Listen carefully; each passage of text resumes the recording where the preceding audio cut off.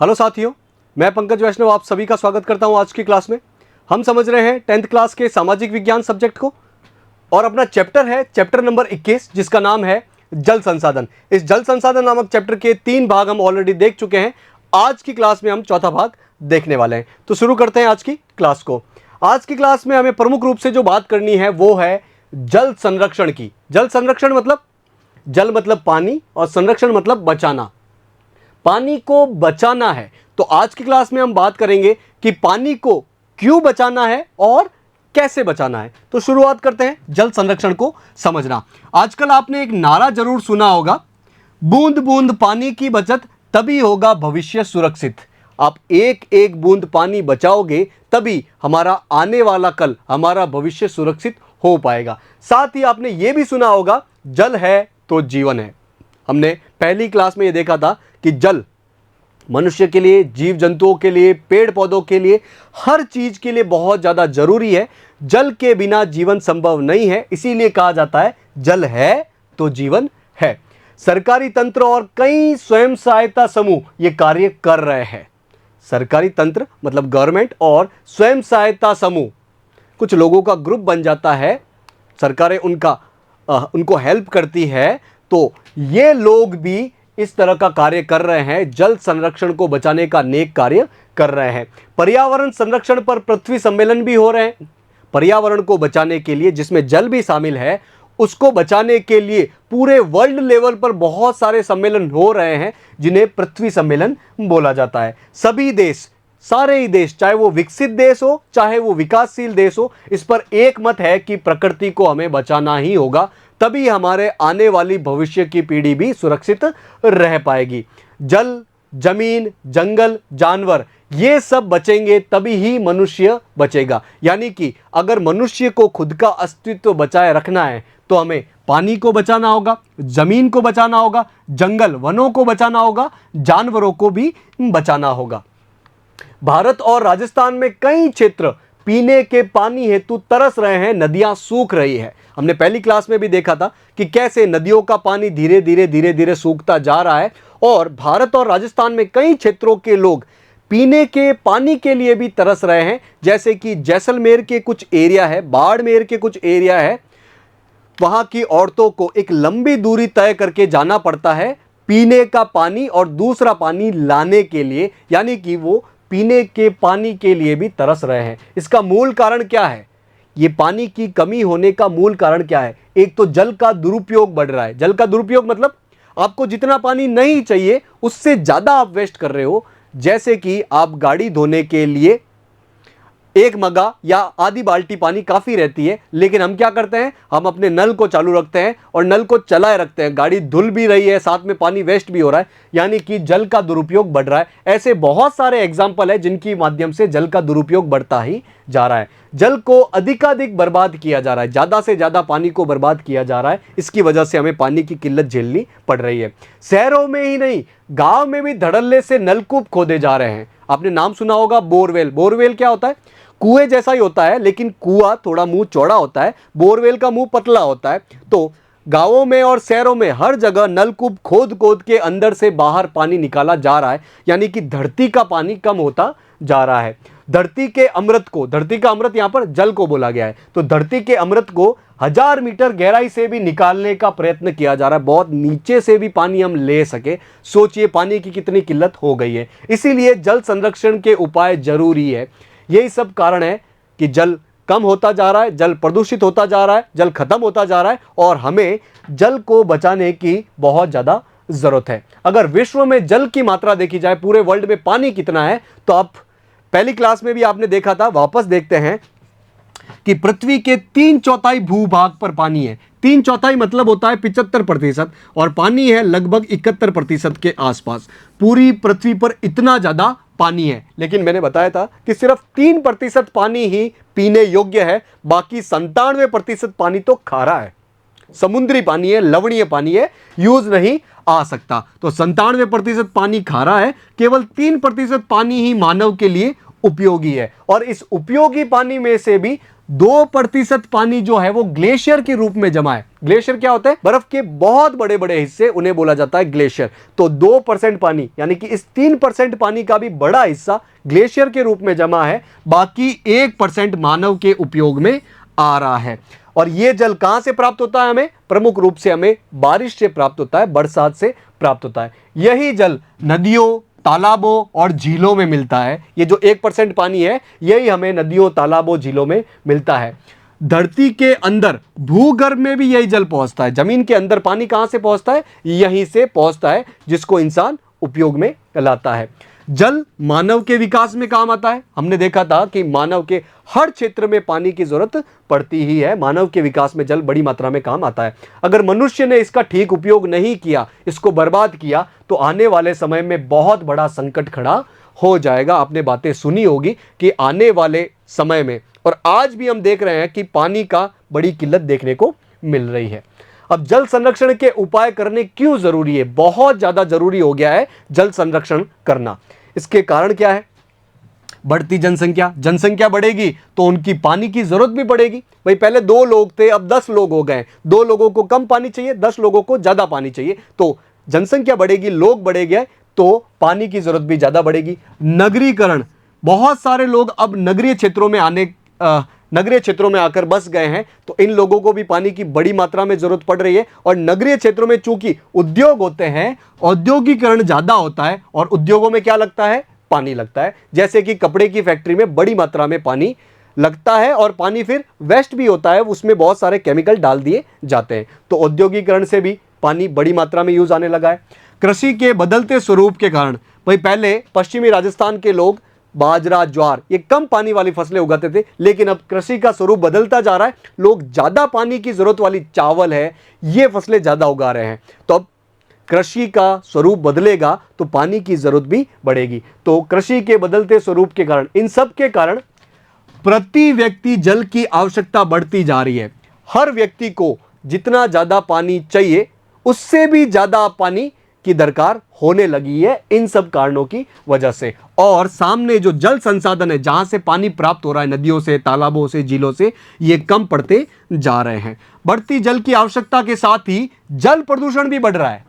एक तरफ तो पानी की मांग बढ़ने लगी है, दूसरी तरफ पानी गंदा भी होता जा रहा है। सोचिए ये कैसा डिसबैलेंस हो रहा है, कैसे तराजू उबड़ खाबड़ होता जा रहा है, उसका बैलेंस खराब होता जा रहा है। तो एक तो जल की आवश्यकता बढ़ रही है, और सामने जल प्रदूषण भी बढ़ता जा रहा है। नदियां प्रदूषित हो रही है, भूमिगत जल भी समाप्त होता जा रहा है। भूमि के अंदर जो जल है वो भी धीरे धीरे समाप्त होता जा रहा है। इसीलिए जल संरक्षण की बड़ी मात्रा में आवश्यकता है, और उपाय करना बहुत ज्यादा आवश्यक है, बहुत ज्यादा जरूरी है। इसीलिए 22 मार्च को, जनवरी, फरवरी, मार्च महीने के 22 तारीख को विश्व जल दिवस मनाया जाता है। यह बात आपको ध्यान रखनी है कि विश्व जल दिवस कब मनाया जाता है? 22 मार्च को। क्यों मनाया जाता है? इसका मुख्य उद्देश्य है लोगों को जल संरक्षण के प्रति जागरूक करना।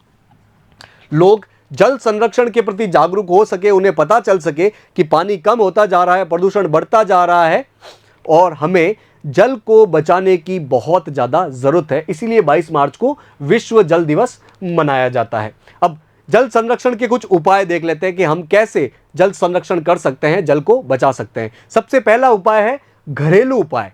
हम घरेलू स्तर पर, अपने घर के स्तर पर क्या कर सकते हैं? पहला उपाय है इसमें, बर्तन धोते समय जल के नल को कम खोलें। आप बर्तन जब धो रहे हैं तो आपको नल कम खोलना चाहिए, क्योंकि बार बार आप उस जगह से बर्तन को हटाते हैं, वापस ले जाते हैं, हटाते हैं, लगाते हैं, तो जब आप उसे हटाते हैं तो पानी ऐसे ही वेस्ट हो रहा होता है। इसलिए हमें थोड़ा सा धीरे ही खोल के रखना चाहिए। और नल का आकार भी छोटा होना चाहिए। ऐसे नहीं कि बड़ा नल लगा दो, फास्ट पानी आ रहा है उसमें, तो ज़्यादा वेस्ट होगा। तो आपको छोटा नल लगाना चाहिए, जिससे पानी का उपयोग कम होगा और पानी बच जाएगा। दूसरा है, नहाते समय शावर का प्रयोग नहीं करें। शावर क्या होता है? प्रमुख रूप से शहरों में लोग ऐसे बाथरूमों में शावर लगाते हैं और शावर से नहाते हैं। इसे शावर कहा जाता है। ये झरना, ठीक है, झरना आम भाषा में शावर कहा जाता है इसे। तो शावर का उपयोग नहीं करना चाहिए नहाते वक्त, क्योंकि इसमें पानी बहुत ज़्यादा वेस्ट होता है। इसकी बजाय जो अधिकतर लोग करते हैं, बाल्टियों का यूज़ करना चाहिए। तो बाल्टी भरकर नहाने से पानी कम खर्च होता है। स्नान घरों में प्रयोग लिए पानी को शौचालय में काम ले सकते हैं। स्नान घर में स्नान करते समय जो पानी यूज़ आ रहा है उसको बाद में फिर शौचालय में भी काम में लिया जा सकता है। जो साबुन का पानी हो जाता है उसको स्टोर करके शौचालय में डालने के काम आ सकता है। ब्रश करते समय तथा सेव बनाते समय नल को खुला नहीं छोड़े। हम में से अधिकतर लोग क्या करते हैं, ब्रश कर रहे होते हैं या दाढ़ी बना रहे होते हैं तब नल को खुला छोड़ते हैं। जितना पानी यूज़ नहीं आना होता है उससे ज़्यादा वो वेस्ट हो जाता है। तो हमें ब्रश करते समय और सेव करते समय, दाढ़ी बनाते समय ध्यान रखना चाहिए कि नल बंद करके रखें।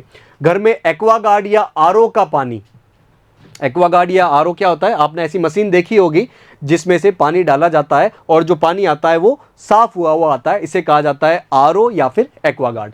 तो घर में एक्वागार्ड या आरओ का पानी पीने के उपयोग में आता है। ऐसे में ये पानी जग में या बोतल में भर कर रखना चाहिए। एक बार इसको भर के रख दो, बार बार इसको खोलो नहीं, क्योंकि कुछ ना कुछ पानी गिरता रहता है। तो इसको जग में या बोतल में भर कर रखना चाहिए और पीने वालों को आग्रह करना चाहिए, रिक्वेस्ट करनी चाहिए कि जितना पीना है उतना ही प्रयोग में ले, ज़्यादा न लें। पूरी गिलास भर लेते हैं, आधा पानी पीते हैं, आधा गिरा देते हैं, तो ऐसा नहीं करना चाहिए। जितना पानी पीना है उतना ही लेना चाहिए, ये सबको बताना चाहिए। 5वां है, गमलों या बगीचों में आरओ या एक्वागार्ड से निकला पानी काम में लेना चाहिए। ये जो आरओ या एक्वागार्ड है, इसमें आपने पानी डाला, थोड़ा सा अशुद्ध पानी डाला, इसमें साफ होके आएगा पानी, और कुछ पानी जो है वो वेस्ट होके बाहर निकलेगा जो कि नाली में गिरा दिया जाता है। तो नाली में गिराने की बजाय उसे आप गमलों में डाल दीजिए, अपने बगीचे में उस पानी का उपयोग लेना चाहिए।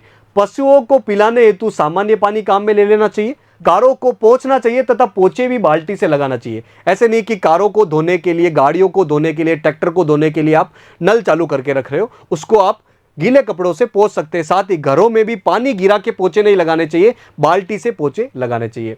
इन सब घरेलू उपाय से भी सैकड़ों लीटर पानी बच जाता है। सोचिए, हम इतने सारे लोग हैं और रोज हर व्यक्ति एक एक मग्गा भी पानी बचा लेगा तो कितना पानी बच जाइएगा, आप इमेजिन कीजिएगा। ये था घरेलू मामलों में हम जल कैसे बचा सकते हैं। अब देखते हैं कृषि में हम जल कैसे बचा सकते हैं, खेतों में हम पानी कैसे बचा सकते हैं। भाई, कृषि में भी जल खूब प्रयोग होता है, खेती में बहुत ज़्यादा पानी लगता है, तो खेती में जल बचाने के कुछ सुझाव दिए गए हैं। खेतों में मेड़बंदी करने से वर्षा जल खेत में ही रहता है। पानी जब बारिश से आता है तो वो आगे बहकर चला जाता है, तो आप खेतों में मेड़बंदी कीजिए ताकि पानी वहाँ पर इकट्ठा हो सके। और जब पानी इकट्ठा होगा तो ये धीरे धीरे भूमि में उतरता है, पानी धीरे धीरे भूमि के अंदर उतरेगा, जिससे खेतों में नमी बनी रहती है तथा मिट्टी क्षरण भी रुकता है। अगर नीचे पानी जाएगा तो आपकी मिट्टी हमेशा नम बनी रहेगी, और नम बनी रहेगी मिट्टी तो हवा के माध्यम से उड़ के नहीं जाएगी, आपका मिट्टी अपर्दन नहीं होगा, तो मिट्टी भी बच जाएगा, पानी भी आ जाएगा, आपको सिंचाई के लिए बिजली भी नहीं खर्च करनी पड़ेगी। खेतों में ड्रिप सिंचाई योजना का प्रचलन बढ़ाना चाहिए। ड्रिप सिंचाई क्या होता है, ऐसे पाइप लगाए जाते हैं, उसमें से धीरे धीरे टपक टपक टपक ऐसे पानी गिरता रहता है। ऐसे धीरे धीरे पानी देने से क्या होता है कि ये जो फसलें हैं वो आराम से इस पानी को ले सकती है। वहीं अगर एक साथ आप पानी गिरा दोगे तो फसलें ज़्यादा पानी ले नहीं पाती है और सूर्य ऊपर से पानी को सोख लेता है, वाष्पीकरण कर देता है, तो अपना पानी वेस्टेज हो जाता है। इसीलिए हमें ड्रिप सिंचाई का यूज़ करना चाहिए। इसके अलावा फव्वारों का भी यूज़ कर सकते हो सिंचाई के लिए। फव्वारे, ऐसे फव्वारे होते हैं, इससे भी थोड़ा थोड़ा पानी ही जाता है और सिंचाई अच्छी होती है। तो फव्वारों द्वारा सिंचाई से कम पानी में ही अच्छी फसलें होने लगी है। और ड्रिप सिंचाई पे, फव्वारे सिंचाई पर सरकारें जो है वो अनुदान भी देती है। आसान भाषा में बोला जाए तो कुछ पैसों से मदद भी करती है। खेतों में परंपरागत खेती की जगह हरित गृहों का निर्माण करना चाहिए। आपने देखे होंगे हरे कलर के टेंट होते हैं खेतों में, उसके अंदर फसल लगाई जाती है। क्यों? ताकि सूर्य के तापमान की वजह से वाष्पीकरण ना हो, अपना पानी ना उड़े। तो हमें परंपरागत खेती की बजाय ऐसे हरित गृहों का निर्माण करना चाहिए, जिससे जल जो है वो कम वाष्पित होगा और फसलें धूप से बच जाएगी। इसमें उत्पादन भी अधिक होगा और इस पर भी सरकार अनुदान दे रही है। सरकार पैसों से किसानों की मदद कर रही है, इसलिए किसानों को अनुदान लेकर इस प्रकार की व्यवस्था अपने खेतों पर करनी चाहिए। नलकूपों के पास ही भूमिगत जल के पुनर्भरण हेतु रिचार्ज गड्ढे बनाने की योजना बनानी चाहिए। ये नलकूप क्या होते हैं? ट्यूबवेल। कुआं तो चौड़ा होता है, नलकूप थोड़ा पतला होता है, ट्यूबवेल होता है। इसके अंदर से पानी बाहर निकाला जाता है बिजली के माध्यम से। अब इसके आसपास ही खड्डे खोदकर उसमें वर्षा का पानी इकट्ठा करना चाहिए, ताकि धीरे धीरे ये पानी जमीन में उतर सके और वापस अपने नलकूप में पानी आ सके और अपने नलकूप का पानी ऊपर आ जाए। तो इससे कृषि पर्यवेक्षक से पूछकर ये इंतजाम करना चाहिए। जो कृषि में जो वैज्ञानिक होते हैं उनसे ये पूछकर ये काम करना चाहिए। तो ये था खेती में हम पानी को कैसे बचा सकते हैं। आगे बढ़ते हैं। देखते हैं व्यावसायिक यानी कि व्यवसाय में, उद्योगों में हम जल को कैसे बचा सकते हैं। उद्योगों में काम आने वाले जल के लिए RO, waste water collection centre बनाकर इस पानी का उपयोग करना चाहिए, जिससे पानी खराब भी नहीं होगा और उद्योगों में काम आएगा। फैक्ट्रियों में जो पानी निकलता है, भाई फैक्ट्री वाले लोग क्या करते हैं, पानी लेते हैं, शुद्ध पानी अपने यूज के लिए उसमें केमिकल डालते हैं, उसका यूज करते हैं, फिर जो केमिकलाइज्ड पानी होता है, केमिकल वाला पानी होता है, वो ऐसे ही छोड़ देते हैं। तो इसकी बजाय क्या करना चाहिए, उसको छोड़ने की बजाय उनको बड़े बड़े आरओ प्लांट लगाना चाहिए, वेस्ट वाटर कलेक्शन लगाना चाहिए और उनके माध्यम से पानी को स्वच्छ करके वापस यूज करते रहो। मतलब कि पानी लिया एक बार, उसमें केमिकल मिलाया, अपने यूज में लिया, वापस उसको बाहर मत छोड़ो, शुद्ध करके बार बार यूज लेते रहो। इससे पानी का वेस्टेज बहुत ज्यादा कम हो जाएगा। उद्योग गांवों में लगाने चाहिए, जिससे जल के ट्रीटमेंट प्लांट आसानी से कम लागत में लग सकेंगे और पानी प्रदूषित होने से बच जाएगा। मैंने बताया कि उद्योगों का पानी साफ करना चाहिए, तो साफ करने के लिए ट्रीटमेंट प्लांट लगाए जाते हैं। अब ये ट्रीटमेंट प्लांट बहुत महंगे आते हैं, तो आप गांव के आसपास वाले क्षेत्रों में लगाओगे तो आपको जमीन सस्ते में मिल जाएगी, तो सस्ते में गांव के आसपास ये ट्रीटमेंट प्लांट लग जाएंगे और अपना पानी बच जाएगा। बड़े बड़े उद्योगों में पर्यावरण नियमों का कठोरता से पालन करवाकर प्रदूषित पानी को ट्रीट करके छोड़ने के निर्देश देना चाहिए। पर्यावरण को बचाने के लिए, हवा को बचाने के लिए, पानी को बचाने के लिए, धरती को बचाने के लिए सरकारों ने बड़े से बड़े कठोर नियम बनाए हैं। तो इन नियमों का पालन ये फैक्ट्री वाले लोग मजबूती से कर सके, इसका ध्यान रखना चाहिए। और सबसे जरूरी बात यह है कि फैक्ट्री वाले लोग ये जो केमिकलाइज्ड पानी ऐसे ही नदियों में छोड़ देते हैं, नदियों का पानी प्रदूषित कर देते हैं, उन पर कठोरता से कार्रवाई करनी चाहिए। बोलना चाहिए कि आप ऐसे ही गंदा पानी नहीं छोड़ोगे, इसको ट्रीट करके, इसको साफ करके छोड़ोगे, ताकि अपना नदियों का पानी प्रदूषित न हो। अब पानी को बर्बाद होने से रोकने के लिए एक इंटरेस्टिंग कहानी, एक इंटरेस्टिंग उदाहरण दिया हुआ है, देखते हैं, बड़ा इंटरेस्टिंग है। पिछले दिनों रतन टाटा कौन है, आपने फोटो में देखा होगा, रतन टाटा जी है। ये टाटा उद्योग के मालिक हैं, बहुत बड़े उद्योगपति हैं भारत के। इन्होंने बताया कि जर्मनी के एक रेस्टोरेंट में, जर्मनी एक देश है जैसे भारत एक देश है, जर्मनी के एक रेस्टोरेंट में एक दंपति ने खाना लेकर उसको खाया नहीं और प्लेट यूं ही छोड़ दी। एक कपल गया, पति पत्नी गए, उन्होंने खाना मंगाया और खाना खाया नहीं, ऐसे ही छोड़ के चले गए। तो रेस्टोरेंट के कर्मचारी उस दंपति के पास गए, जो वेटर होते हैं, जो कर्मचारी होते हैं, उनके पास गए, उन पति पत्नी के पास गए और उनको बोला कि भले ही रुपए आपके हैं, उनको बोला कि रुपए आपके हैं और जिससे आपने भोजन खरीद लिया है, ठीक बात है, लेकिन ये भोजन पूरे राष्ट्र के व्यक्तियों के लिए हैं।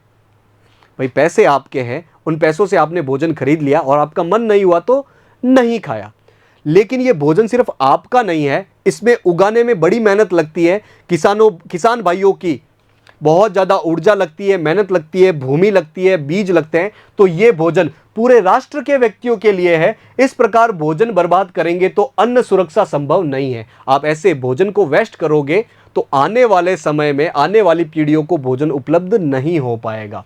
ठीक उसी प्रकार पानी भी राष्ट्रीय संपत्ति है। इसी प्रकार भोजन से भी ज्यादा इंपॉर्टेंट है पानी, पानी भी एक राष्ट्रीय संपत्ति है। हम इस घटना से प्रेरणा लें कि हम जल का दुरुपयोग नहीं करेंगे। हमें यह समझना चाहिए, सीखना चाहिए कि हमें पानी का वेस्टेज नहीं करना है। हमारे नल खुले रहते हैं, पानी बहता रहता है। हमने देखा होगा स्कूल जाते वक्त या काम पे जाते वक्त, कहीं खेलने जाते वक्त, बहुत सारे नल ऐसे खुले रहते हैं, लीकेज होते रहते हैं, इनसे पानी वेस्टेज होता रहता है। सोचिए पानी है नहीं और ऐसे वेस्ट हो रहा है फालतू का ही। तो हमारे नल खुले रहते हैं, पानी बहता रहता है, फर्श पानी की नलकी से धोते हैं, पानी बर्बाद होता है। स्वच्छ पानी को गंदे नाले में डाल देते हैं हम, पानी स्वच्छ पानी को भी हम गंदे नाले में डाल रहे हैं। सोचिए, तो हमें इनको बचाना चाहिए, थोड़ा सा ध्यान रखना चाहिए। औद्योगिक अपशिष्ट नदियों में छोड़ देते हैं। अभी हमने पीछे फोटो देखा था कि कैसे उद्योगों के लोग अपने केमिकलाइज्ड पानी को नदियों में छोड़ देते हैं, नदियों का पानी वेस्ट कर देते हैं। जल है तो मनुष्य, पक्षी, जानवर, जंगल सभी बचेंगे, अन्यथा हम आने वाले समय में भयंकर संकट से गुजरेंगे। हमें इस घटना से प्रेरणा लेना चाहिए। पानी, जल जीवन है, ये बात हमारे दिमाग में रहनी चाहिए। इसीलिए जितना हो सके हमें पानी को वेस्ट होने से बचाना चाहिए, जल का संरक्षण करना चाहिए। ठीक है, तो आज की क्लास में हमने प्रमुख रूप से एक इंपॉर्टेंट जानकारी ली, जो कि अपने एग्जाम के हिसाब से और अपने दैनिक जीवन दोनों के लिए उपयोगी है, वो है जल संरक्षण। तो आज की क्लास को हम यहीं पे थामते हैं। आपको करना क्या होगा, आज जो भी चीजें पढ़ी वो आज ही रिवाइज कर डालो, ताकि लंबे समय तक आपके दिमाग में रह सके। आशा है कि आज की क्लास आपको समझ में आई होगी। आज की क्लास से जुड़ने के लिए आप सभी का बहुत बहुत धन्यवाद।